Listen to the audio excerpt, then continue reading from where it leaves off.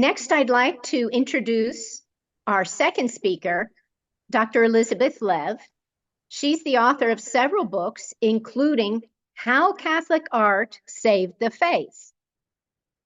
Having taught art history at the University of Rome since 2002, she lives in the Eternal City with her husband and 3 children and leads frequent tours to Rome and the Vatican.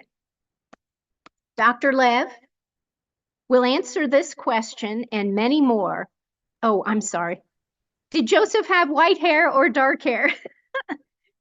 Dr. Lev will answer this question and many more by taking us on a customized visual tour of ancient art and iconography from the 3rd century until the present day that corresponds to themes of our inaugural symposium. Well, regardless of the hair color, as Dr. Lev says in her full color 2021 book titled Silent Night, A History of Saint Joseph as Depicted in Art, Joseph is a beacon in an era that undervalues fatherhood, denigrates masculinity, and ridicules chastity. A superb speaker and scholar, it is my absolute delight to introduce Dr. Lev. Joining us live from Rome is Dr. Lev.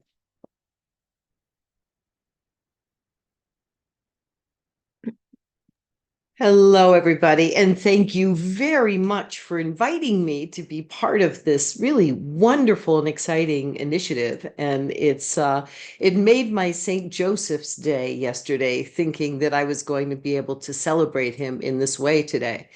I'm listening to you describe my plan for this talk, and I realize this is a pretty tall order. We're going to be talking about a whole lot of 1,000 years of images in what, 40 minutes. So hold on to your hats because things are about to get very, very lively.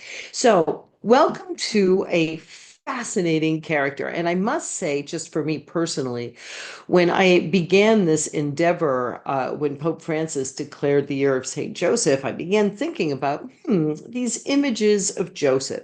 And at the beginning, when someone first asked me to write an article, my first thought went to these images we have of St. Joseph today, these images that really do not do him justice. The little resin person that you put in a creche scene without a ton of imagination, the house selling kit, and then the rather unfortunate Joseph from the 2020 Vatican nativity scene. And we can understand that there's kind of like, you can understand why there's been sort of a loss of an appreciation for the extraordinary versatility of St. Joseph. And in many ways, the first thing people say to you is, but wait a minute, how can we know very much about Joseph? After all, he only gets, 15 mentions in the gospel. We have no recorded words of Joseph himself. He has no personal lines that he speaks. As a matter of fact, if he lived today, he would not have been able to get a Screen Actors Guild card. And so for our day and age, it makes it even harder for us to imagine this figure that seems so silent and seems so, in a world where everybody wants to be a protagonist, he was one who was happy to stay in the shadows. But it is precisely because of that Joseph has been able to transform himself so many times to respond to so many needs of not only the church writ large, but also the individual faithful. And we're going to be looking at how artists responded to that over the course of the history of the church. It's one of the most beautiful exercises in art history I've ever had the pleasure of doing, looking at how history and art through this amazing figure really become this incredibly fluid narrative that show us the ups and downs, travails and triumphs of the church. So when artists first started thinking about attempting to represent Joseph, they obviously didn't have a ton to go with in the Gospels.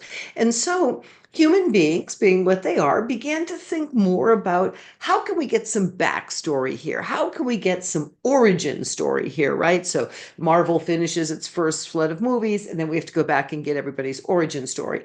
And so there were lots and lots of interesting origin stories. And so we have three principal fonts from which the artists are tinging in order to find their sources for their images of Joseph. The oldest being the Proto-Evangelium of James, which involved the infancy Gospels. The seconds are from the apocryphal Gospels of Pseudo-Matthew. My personal favorite, the one I find really exceptional, is a book that was written in about the 6th or 7th century. It's called The History of Joseph the Carpenter, and it tells the story of Saint Joseph. It is written in the first person singular, and the narrator is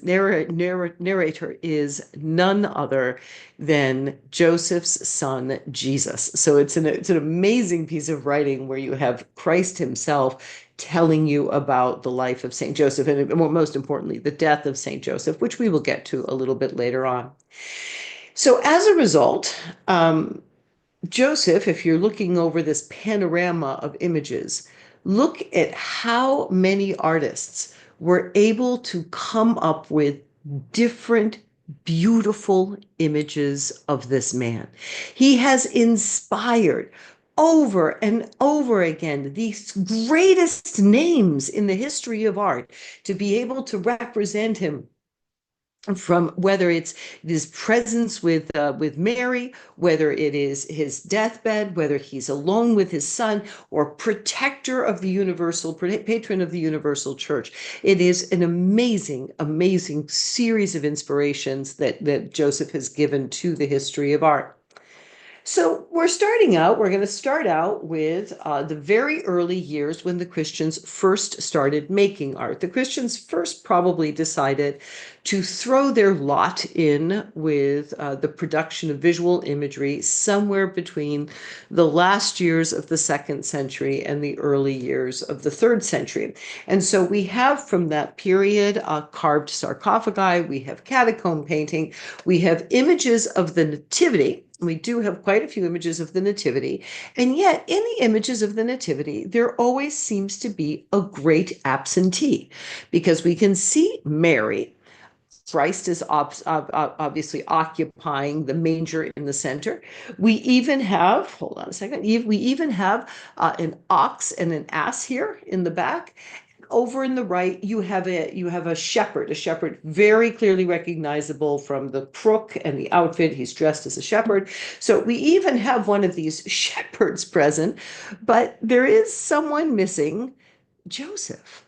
And so these early Christian works, all of the 300s, the works in the sarcophagi, the nativity images in the sarcophagi, the nativity images in the catacombs, no Joseph, no Joseph, not until 450. The first time we see Joseph really appear in the history of art is in the triumphal arch of St. Mary Major in 450. Christianity is not only legalized at this point, it has become the sole religion of the Roman Empire. And over the space of the altar in this magnificent church, the first church to be dedicated to Mary in the West, placed high on the Esquiline Hill, among the influencers of Rome. We should never forget that the Church of Mary Major, when it was first constructed in the 5th century, it was built to influence the influencers, to persuade the members of the Roman imperial court that Mary was Theotokos, the God-bearer. And so the decoration, the highly sophisticated decoration, was meant to speak to a very visually sophisticated crowd. So we see the representation of the Annunciation, already a little surprising, because you can see Mary wearing a princess outfit, which I think we can be pretty sure the gospel writers never indicated to us. But here, while the angel Gabriel speaks to Mary on the left, on the right, we see an annunciation to Joseph. And Joseph walks out of his house. So he's stepping out of his house.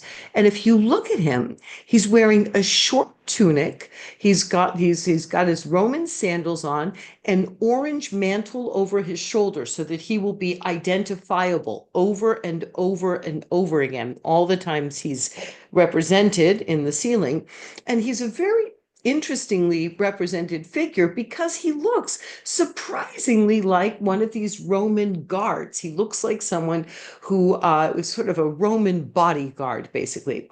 And the thing about the representation of Joseph here, our first image of Joseph, is that Joseph is looking surprisingly youthful. So as you heard in sort of the Renee's teaser, Joseph and his white hair, right? We're used to Joseph and his white hair. And yet, this very first image of Joseph shows him as a young, virile man, more drawn from the images of Roman consorts.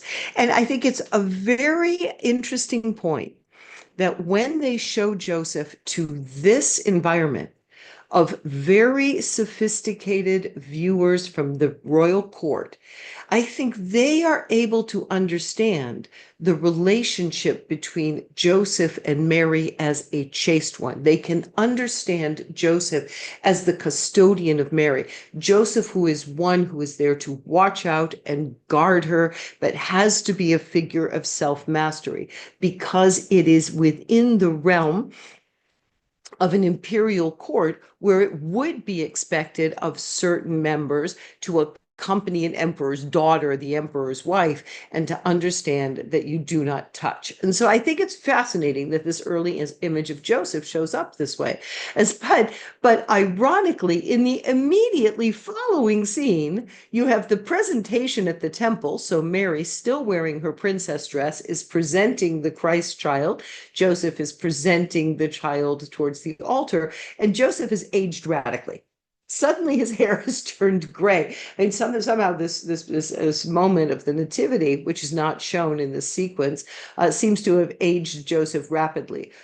Or a later restorer up and decided to make Joseph conform more to the typical representations of his age, which is what I would think happened. You see Joseph almost immediately. Again, his hair seems to be going back down to brown as he's sleeping. It's fascinating, this single cycle, the way he changes so much. He's sleeping in the corner. He has the vision of the angel that will send him off to Egypt. This magnificent little apocryphal story about the arrival of Jesus, Mary, and Joseph in Sutin and Hierapolis, where they encounter Aphrodisias, the high priest, who together with a small group of Egyptians convert to or recognize Jesus as God. Again, it puts Joseph in a very, very key position. Look at Joseph, again, represented youthfully, and he's reaching forward. Clearly the indicator, he's the one who's showing the presence of his child. He's in the company of angels, so we already see that sort of sense of Joseph's ease among the angels, but we see him as the indicator, the one pointing to, the one putting forth his son. So he really does take on quite a role of a protagonist. As a matter of fact, in the St. Mary Major Triumphal Arch, amazingly, Joseph, even though he's appearing for the first time, as far as we know, in the history of art, he shows up 5 times, more than Mary and more than Christ. So he really comes out of the starting gate. And then his final appearance in the story is when the Magi are actually encountering Christ. You see him over here on the side. And once again, he stands in the corner very discreetly, kind of pushing one of the Magi towards the Christ child. So again, that facilitator, the one who arranges for and assists in the encounter between the Gentile in particular and Christ. So We start out with this amazing, wonderful, magnificent, youthful Joseph looking like quite the protagonist. And from there, Joseph begins to diffuse into the society. But as he moves into the regular world, he leaves the imperial court, he moves into everyday circles, that he begins to transform. And we begin to see a Joseph who takes on the famous white hair, takes on that famous expression of being seated apart and looking troubled. For most people who will have encountered images of Joseph in museums and works of art, the bulk of early images until about the late Renaissance will tend to show a Joseph. If you're looking at a scene of a Holy Family, or you're looking at a scene of the Nativity or the Magi, it will often have Joseph sort of sitting off in the corner. He'll look like an older man. The choice to make Joseph an older man in more popular art, this nativity icon on the left, which is a beautiful piece of work, charming and delightful, but a popular work, not the triumphal arch of the most sophisticated church in the world at the time, paid for by Roman emperors, programmed by a Roman pope. This instead is an icon that's meant to circulate among regular people. And it becomes very complicated for people to fathom and to understand it in our day as well. This is sort of part of the reason why Joseph is such an interesting figure for our day, a day that has an age that has no space for virginity and chastity, an age that cannot imagine chaste friendship or chaste relationship. So not something that is new under the sun, our age. And so for that reason, the creation of a very aged Joseph, the stories that are told from Joseph in the infancy gospels and pseudo Matthew recount the stories of a Joseph who is either already an older man who's had his children, who's a widower, a Joseph who is represented as not being a virile figure that could threaten the image of the virginity of Mary, and also in a very, very human touch, we see Joseph sitting a little morosely over in the corner. And they think of this as the troubles of Joseph. So Joseph becomes, on one hand, in order to draw in the popular sentiment, he becomes a man who is not threatening with his masculinity to the virginity of Mary, and he becomes a figure who looks troubled because he's being asked to take on this extraordinary burden. So this Joseph, how am I ever going to be able to live up to the expectations of this extraordinary woman and this amazing child of mine? And so again, it's a way that it allows us to enter into the story of this Holy Family through Joseph, sort of sympathetic to Joseph's concerns. It is kind of cute. I think that Joseph always seems to be watching the animals, right? So the three magi are up here in the middle, and Joseph's like over here watching the horses, and over here we have the shepherds. And so Joseph is basically, no, that's okay, I'll watch the sheep for you. It's interesting that Joseph seems to be sort of substituting as a herdsman during this moment. So these are the sort of Joseph's appearance on the scene in this early period.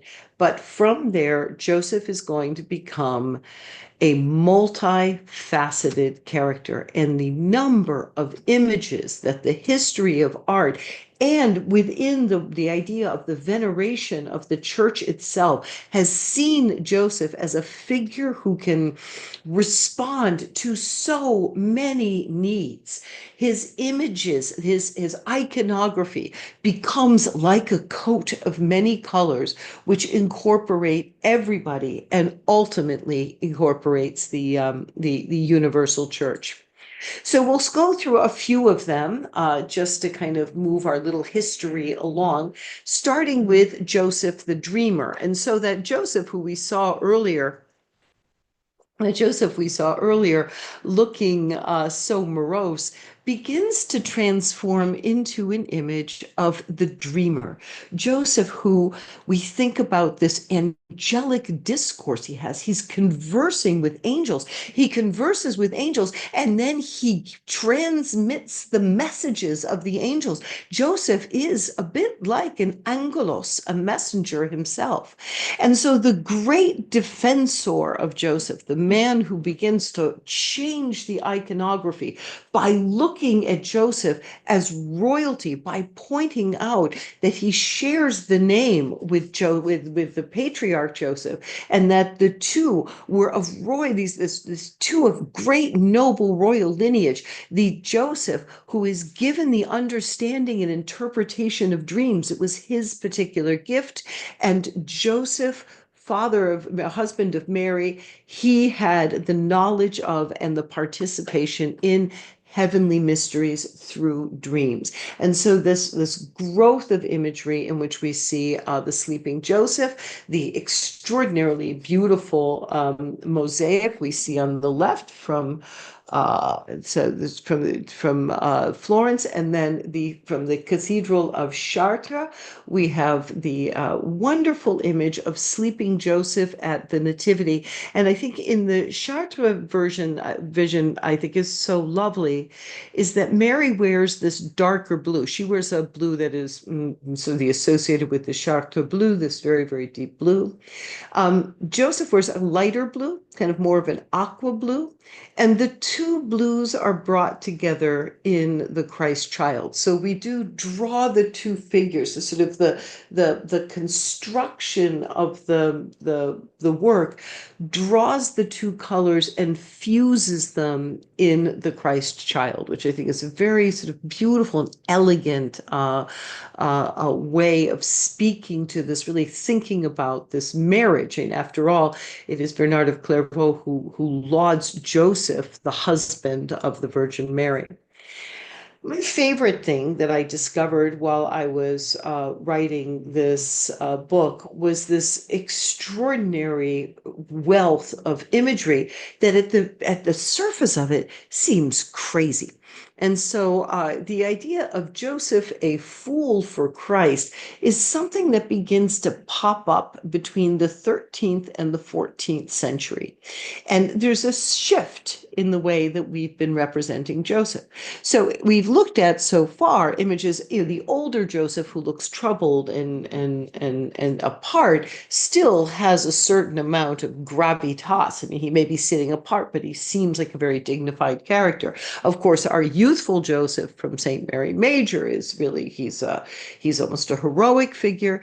The dreaming Joseph, it's such lovely, elegant figures, but something changes. A little vein forms in the history of art, and it forms pretty much in the wake of a discovery of a Josephine relic.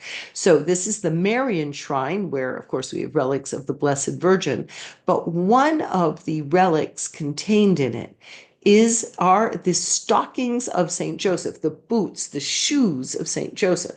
And the story begins to circulate. The idea happens that this poor family that have been reduced to having their first child in a cave in the outskirts of the town of Bethlehem in a winter's night, Joseph, having nothing else to give the child, took off his own long underwear, his own leggings, and cut them up to create swaddling clothes for the Christ child.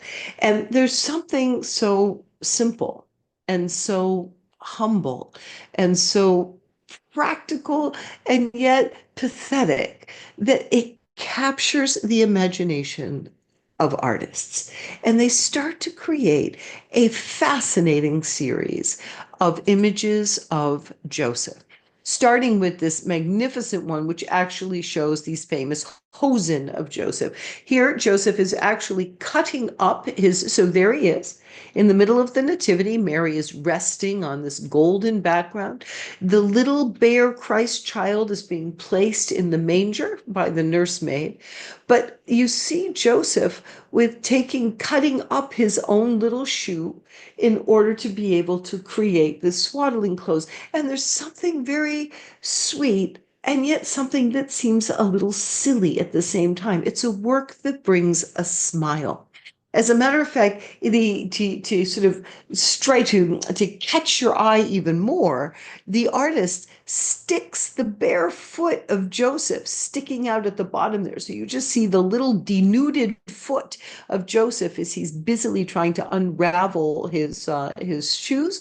And then that bare foot, however, picks up the bare body of Christ, and it begins to link Joseph to the human experience of Christ. So Bernardine of Siena, I'm sort of anticipating a little bit, will be distressed at these images. I'll show you a couple more. He'll be distressed at the idea of people gently mocking or making fun or smiling at Joseph.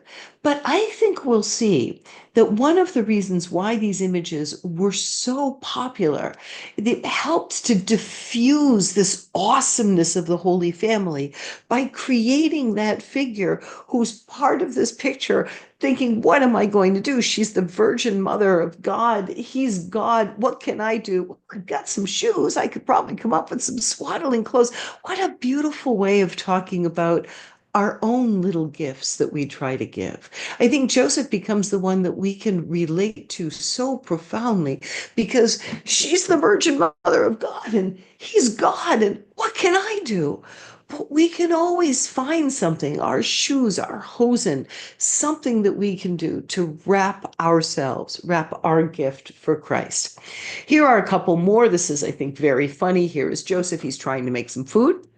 Looks a lot like confused husbands on a Sunday morning trying to work the kitchen. He's blowing on the porridge. He's in this kind of silly position, bent down. I mean, he certainly doesn't look. Mary's holding the Christ child. The Christ child's hugging his mother. Even the shepherd in the corner gazing up at the angel has a very dignified presence. Joseph is kind of curled up in a little ball. So again, at first glance, it may seem that it's almost a disrespectful image. But then, when you look more carefully, notice that Mary wears yellow and blue, and Joseph wears yellow and blue. And once again, the colors of the husband and wife are drawing the two together. They are each, she nourishes him with her body. He completely gives over his body to prepare nourishment for her. So there's a lot more to these images than people think. And then here he's being, so sort of a final note here, he's being apparently upbraided by the nursemaid. Maybe the water's too hot. She's sort of pushing him away as he's trying to pour the water into the pot. And of course, in the strangest one of all, Hieronymus Bosch was a truly fascinating painter, very, very complex, very, very interesting man. In this image of the three magi, which is a very peculiar one, so we have the three magi here in the foreground. We have little demon figures, these little devils that are being put to shame or being put to flight. They're kind of lurking around. We have the donors on the left and the right. We have the donors named saints. So the figures in the red tell us, for example, I think that's Peter on the left. So he tells them the name of the people who paid for the work. And if you keep looking and keep looking and keep looking, you might notice over in the lower left-hand corner, in the mid left-hand corner, underneath a bit of a busted rolled roof there is Saint Joseph. And what is Saint Joseph doing? He is drying diapers. So he's been sent out to laundry duty during the period of the adoration of the Magi. And so this representation of Joseph, who seems to be doing the least important, the most humble, the goofiest things, Interestingly, in many of these images, it ends up pairing Joseph with with the Magi, that the Magi may be giving gold, frankincense, and myrrh, but Joseph gives himself. He gives everything. He gives his humility, his person, his totality of his offering to his family.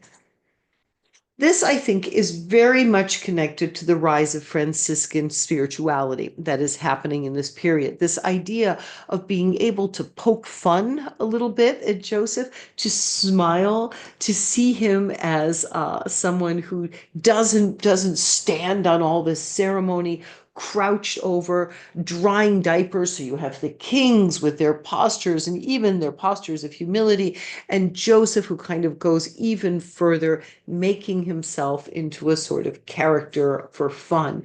And that was very much the philosophy of St. Francis of Assisi. St. Francis of Assisi, who was willing to make himself a fool for Christ. He was willing to accept the denigrations of the people, the man who threw his clothes off in the middle of the square, the man who talked to these animals, who was constantly being whispered about and poked fun at because of his seemingly foolish behavior.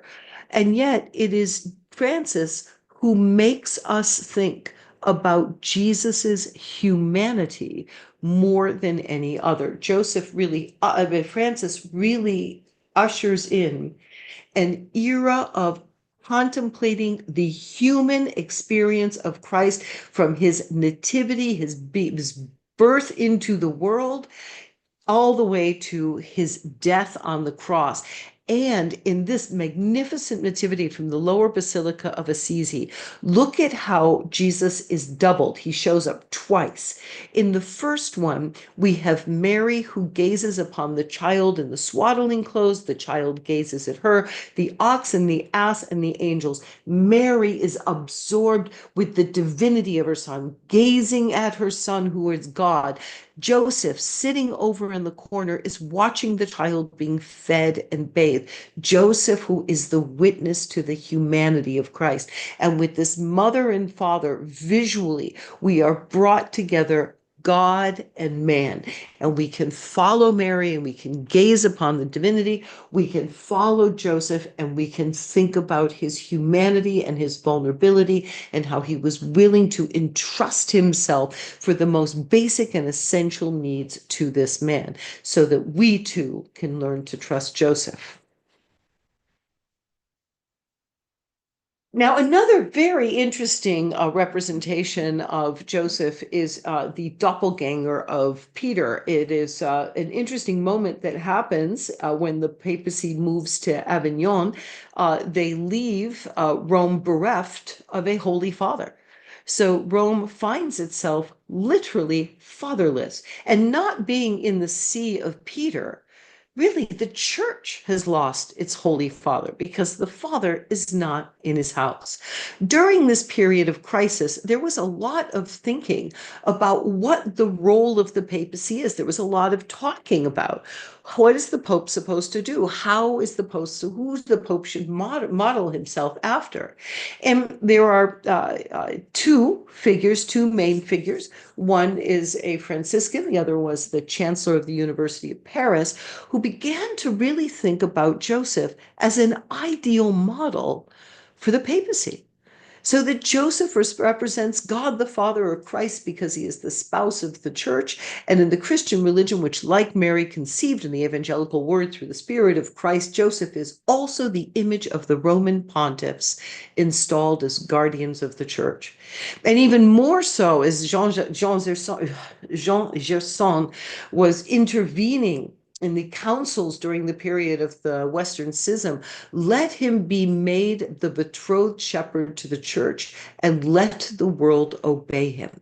This new type of vision of Joseph who responds to a a protector of the papacy, a model for the papacy. And suddenly Joseph starts looking like Peter. So on the left, you have Giotto's representation of Jesus washing the feet of Peter.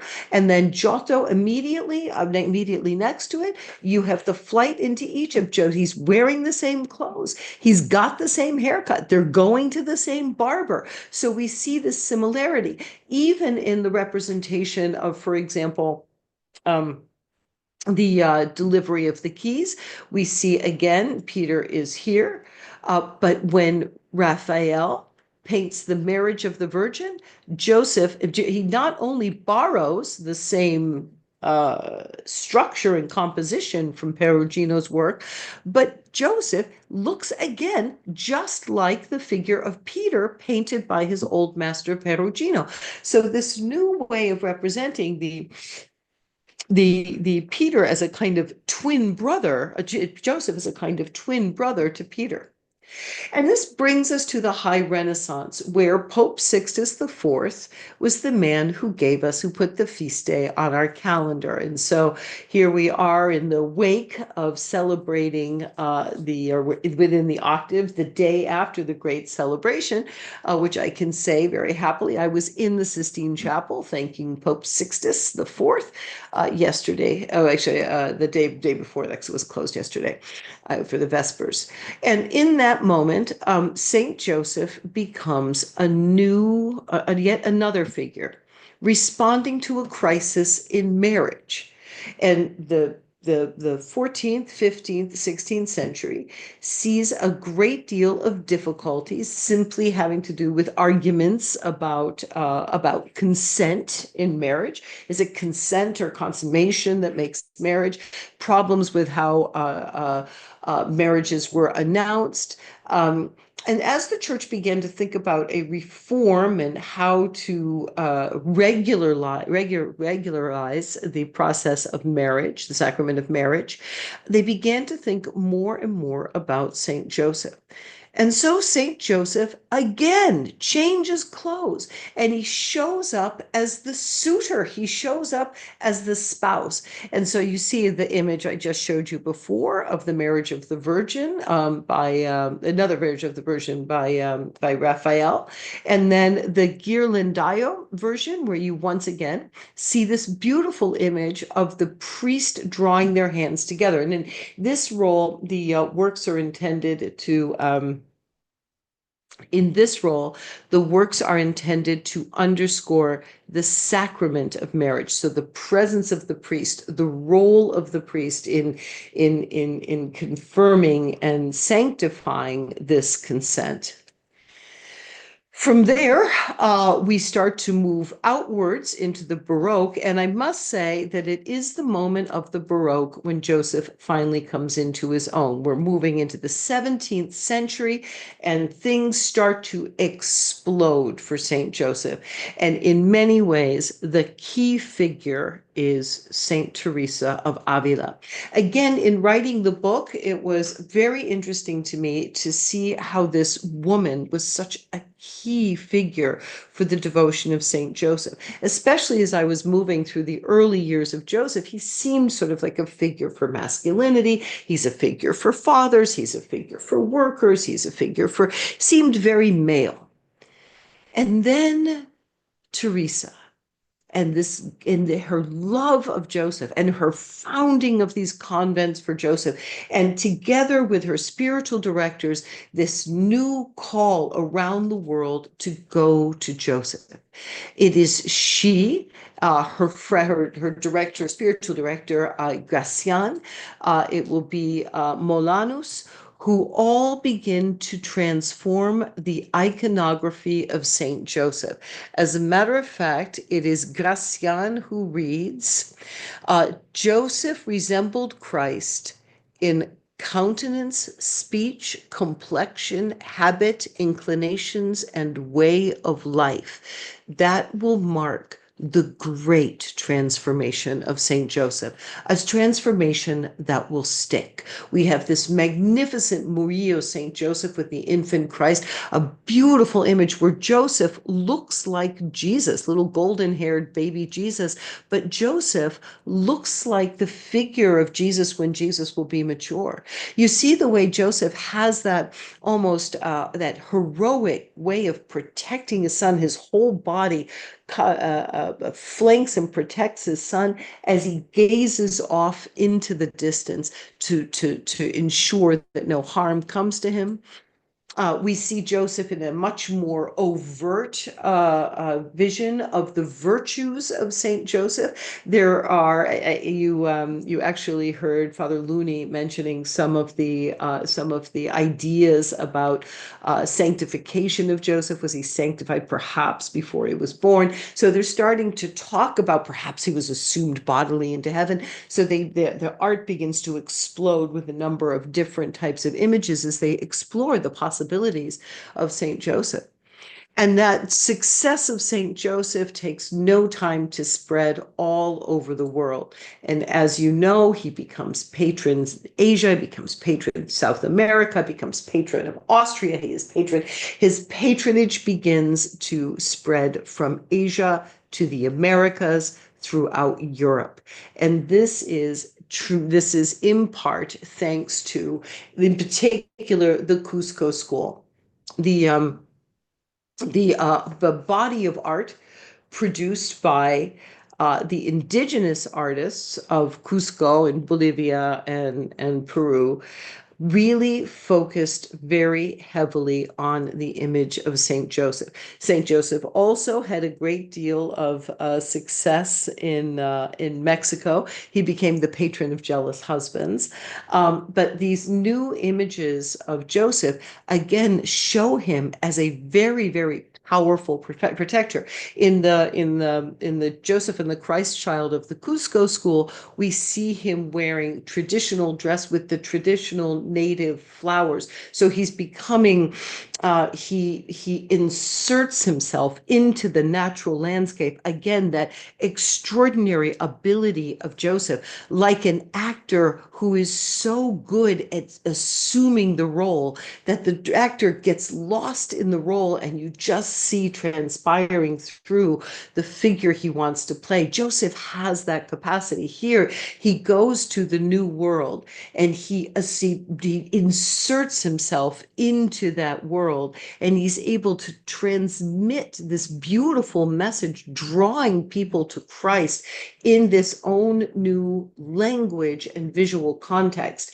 Here in the patronage of Saint Joseph from this 18th century work from Mexico, look what he's doing. He's taken over Mary's role. This image of the open robe is the Mary, the Madonna of the Raccomandata. And now Joseph has gone forth. He's gone to the new world and he's opened up his mantle, and his mantle forms the protection of everyone from the Pope to the Viceroy. Now, Joseph's greatest moment, arguably, of the 17th century is the greatest moment of Go to Joseph is when Joseph takes his place as the patron of the good death. And in the history of Joseph the Carpenter, we have this, it's extremely long, so I just took a couple little snippets where we find Joseph deeply concerned about the story of Jesus. Jesus recounts the story of Joseph's death, how Joseph is terrified. He sees himself as a sinner. He sees the demons from Gehenna who are coming for him, and he's calling for help, and he's frightened. And Jesus goes to speak to him. And he brings down Gabriel and Michael to accompany Joseph to heaven. And so these magnificent images of the death of Saint Joseph, who was the man who more than any other died in the certainty of heaven because he was guided, he was accompanied by the prayers of the Blessed Virgin, and he was guided by Jesus. These wonderful images where you see a Joseph lying on the bed, Mary prayerfully by his side, a lesson for all of those who are sitting at the deathbed of a loved one to look at this hopeful, prayerful image, not just for the people who are dying, but also for the people around them. It became a very rich font of images. It continues all the way into the 19th century. I don't think we've made very many images of the death of Saint Joseph recently, but it really accompanied people for many, many, many years as a form of art. And then in 2022, Saint Joseph, the Pope Francis gave us the incredible gift of the year of Saint Joseph, a chance for all of us to really feel renewed. As Father Looney, as I think you'll hear from your other speakers, we really felt renewed in our ability for me, it was an introduction. For the others, it was an inspiration. And the wonderful way that I'm so grateful to Pope Francis, he helped us to see this crisis of the pandemic, a world crisis, the entire world in the same crisis. And he made us look at this through the eyes of Joseph, how our lives are indeed woven together, the importance of the ordinary people who are often overlooked. He spoke a great deal about Joseph, whose creative courage allowed him to adapt to these extraordinary situations that he couldn't control. Creative courage, what an incredibly beautiful line that he came up with. And so we've had a renewal, as you just heard, of the art of artists thinking about St. Joseph. St. Gwyneth Thompson Briggs' lovely 2019 portrait of Joseph, seen here as a strong, powerful man. Janet McKenzie's Holy Family is a work that I hold particularly dear. I love this idea of a Joseph who begins to speak to crises of fatherhood of all different sorts, shows this great, noble, wonderful father, protective of his beautiful wife and beautiful son in a context that speaks to the African American culture. Raul Bersosa, the Joseph and the Christ Child, again, another very beautiful image where we see this burning heart of Joseph. Doni McManus, who thinks about the joy of fatherhood, really holding up the beauty of the fatherhood. You have this powerful man, the strong hands, the strong arms, the tool belt around his waist, and yet the vulnerability and the tenderness that Joseph is willing to show towards his son. And so I do think there is a lot more for Joseph to say. And I do hope, my hope for this symposium and for those who are the years to come for this symposium and the opportunity to talk about Joseph, is that we'll be able to identify which Joseph we need now in 2025, a quarter into the quarter in to the 21st century. Who is the Joseph we need today? And who are the artists who are going to invent the iconography that will make Joseph part of our world, part of our lives, and to continue to speak to us as the patron of the universal church? Thank you very much. Wow. Oh, Dr. Liv, this was so amazing to take us from the very beginning of art itself to today. I don't know how you did that. I'm enthralled the whole time. One thing that was noted in the chat box is early on in the art, there was no halo over Joseph, but later there was a halo. Do you have any idea of what changed with the understanding or the artwork about the halo? Well, in St. Mary Major, for example, halos are very iffy. The Herod has a halo in St. Mary Major. So it seems to be that halos might have just been indicative of a speaking part in there for a while. Then as it becomes much more sort of concrete, that the understanding of Joseph's role begins to develop, but it will take pretty much in Western art. I think Eastern art probably is a little faster on the draw, but in Western art, it will take them to the early Renaissance to start really focusing on Joseph. That's high Middle Ages, I would say, to start focusing on Joseph and the idea of rendering him with the same visual as the rest of the Holy Family.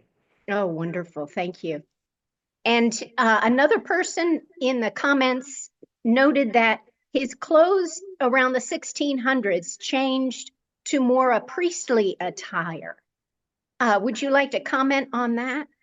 Actually, I had in the book, I even found him wearing I found a woodcut where he is wearing a friar's habit. And so I think part of what Joseph's, I think particularly when we start thinking about Joseph's role with Mary, so we see more start thinking about the role of Mary, the marriage of the Virgin, particularly when we think about him as a figure for the papacy. His role, his vestments, his clothing begin to do occasionally take on a look that's more priestly. The colors of Joseph will alter a lot. Joseph really, he has a lot of costume changes, which is kind of interesting. Because I had a sort of a short selection, there's another, I got very interested in the blue and the gold because that's the iconography of Peter. So we see him wearing the blue, gold. Those are Peter's colors. But they'll actually, his colors were more to brown, which is that's the color of the humility, the color of the earth. But there'll be a purple tone to it, which is again thinking about the royal lineage of Joseph. Wonderful. Thank you very much.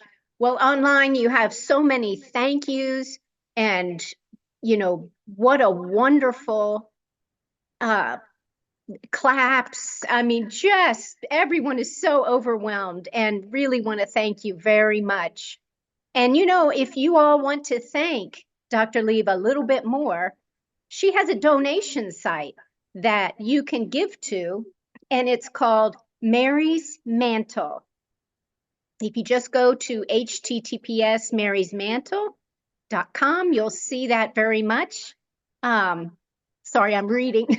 She's very opening and very grateful, eye-opening and very grateful for your work.